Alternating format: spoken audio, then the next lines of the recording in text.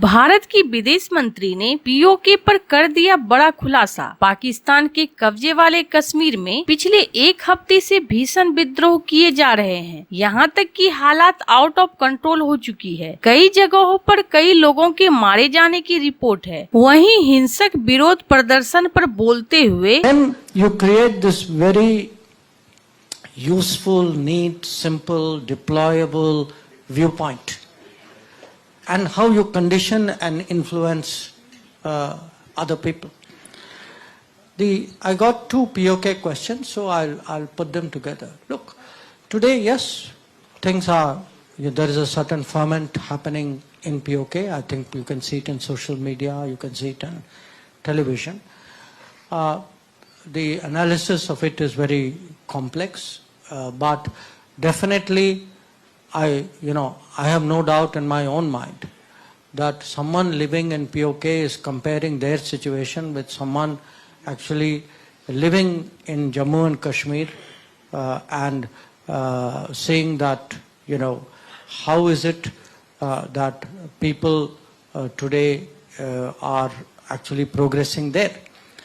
And they know that sense of being under occupation, or being discriminated, or being treated badly. I think clearly that any such comparison would be preying on their minds. And the gentleman there actually asked me, POK, when would it merge? I don't know what you mean by merge, because it has been India, it is always India.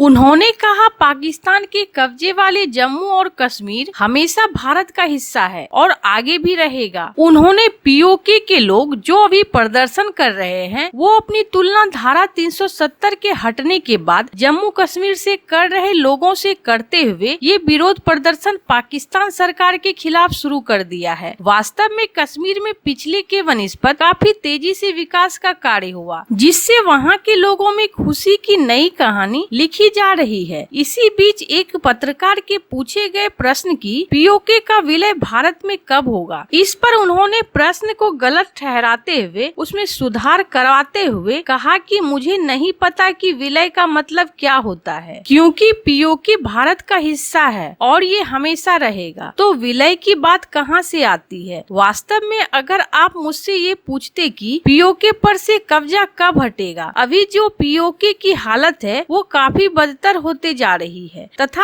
आजादी के नारे जोर शोर से गूंज रहे हैं तथा पीओके की गलियों में भारत के साथ विलय की मांग जोर शोर से होना शुरू हो गया है, जिसे पाकिस्तानी सरकार दबाने के लिए बलपूर्वक कोशिश कर रही है। पर प्रदर्शन इतना उग्र हो चुका है कि कभी प्रदर्शनकारी हावी हो जाते हैं तो कभी सेना, पर इसी बीच दोनों तरफ से स्थिति असामान्य है।